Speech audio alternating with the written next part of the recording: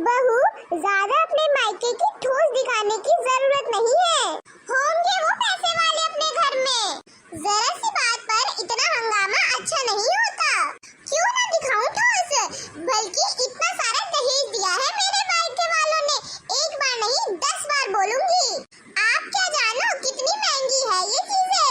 हाँ, हम नहीं जानते कितनी महंगी है ये चीजें, लेकिन हमने तो ये दहेज नहीं मांगा था ना।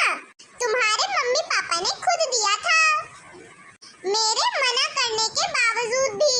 वो कुछ भी हो, लेकिन आ तो गया ना इस घर में दहेज। आपने अपनी जिंदगी में ये सब देखा भी था?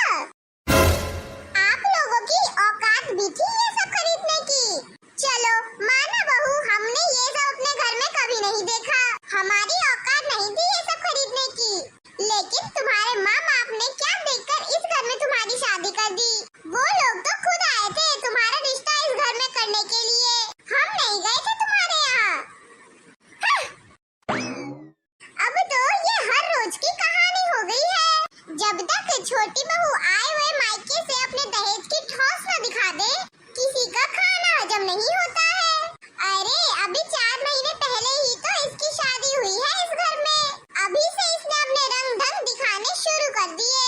हमने तो दहेज के लिए साफ साफ मना कर दिया था। हमें कोई दहेज नहीं चाहिए, हमें तो सिर्फ घर में कन्या और कलेश ही चाहिए।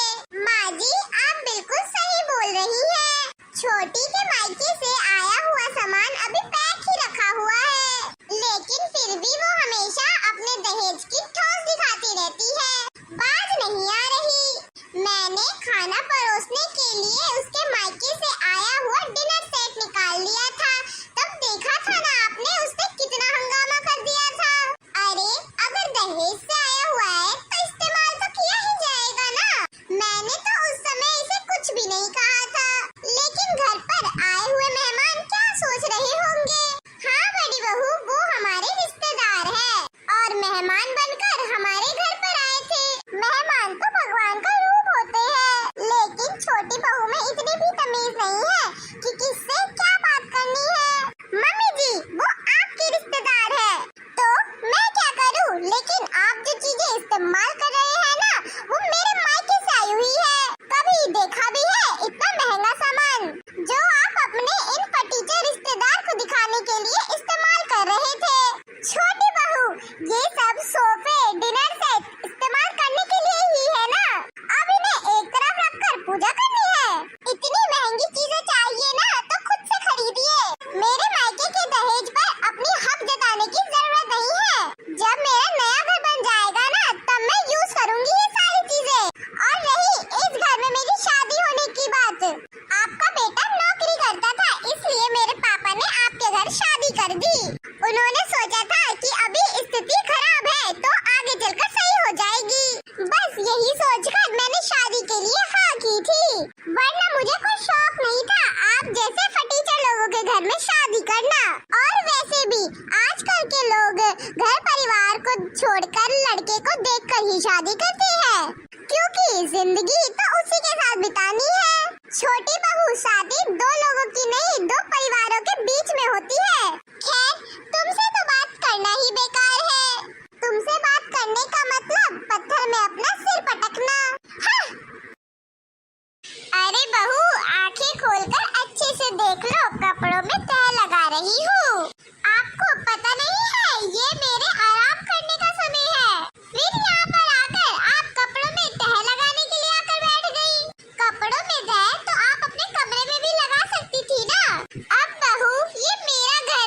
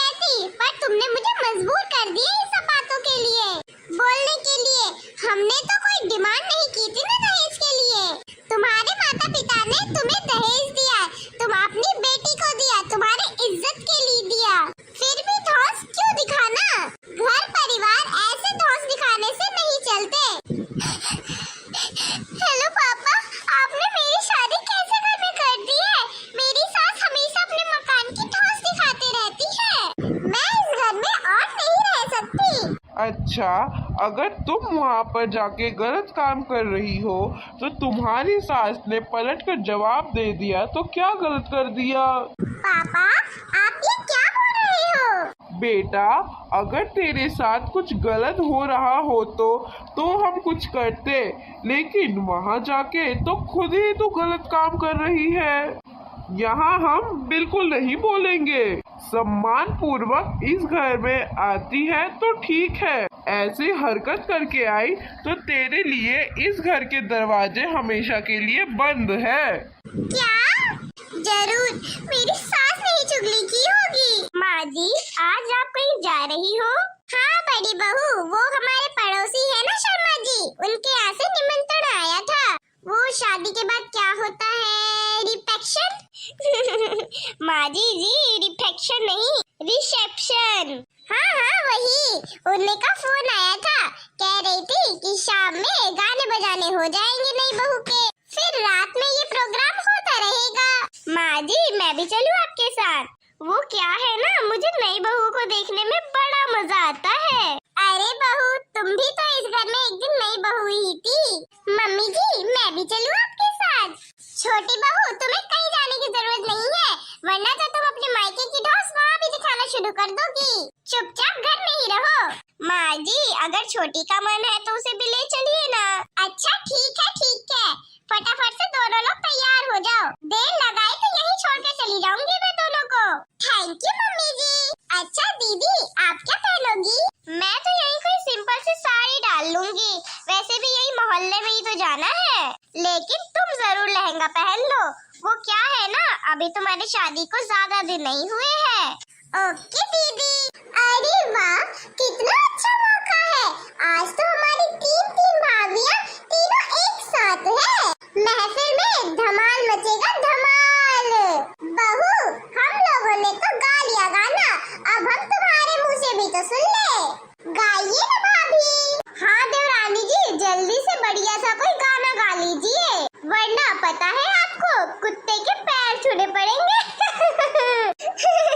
वो क्या है ना, थोड़ा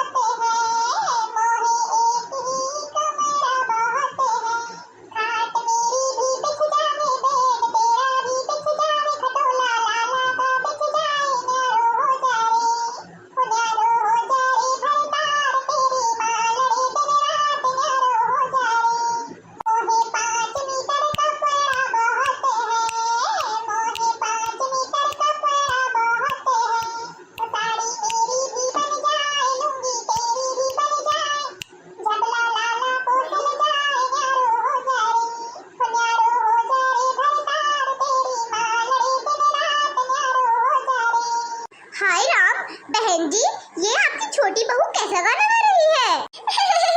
बहन जी, बुरा मत मानिएगा, हमारी छोटी बहुत हंसी मजाक ज्यादा करती है ना, तो हंसी मजाक वाले ही गाना गा रही होगी। मुझे इस तरह का मजाक बिल्कुल पसंद नहीं है। अरे मैं तो बहुत खुश हुई थी कि आप अपनी दोनों बहुओं को साथ लेकर आई है। मैंने तो सोचा था आपकी दोनों बहुएं बहुत संस्कारी होगी, लेकिन आपकी छोटी बहू तो अभी से बिगड़ैल है, अभी से ही न्यारे होने की बात कर रही है। इसके गाने का असर हमारी नई बहू के ऊपर भी पड़ सकता है। ओहो आंटी जी, आप तो पूरा ही मान गई। आपकी बहू से तो 100 गुना अच्छा ही गाना सुनाया है मैंने, लाल दुपट्टा थोड़ी सुनाया।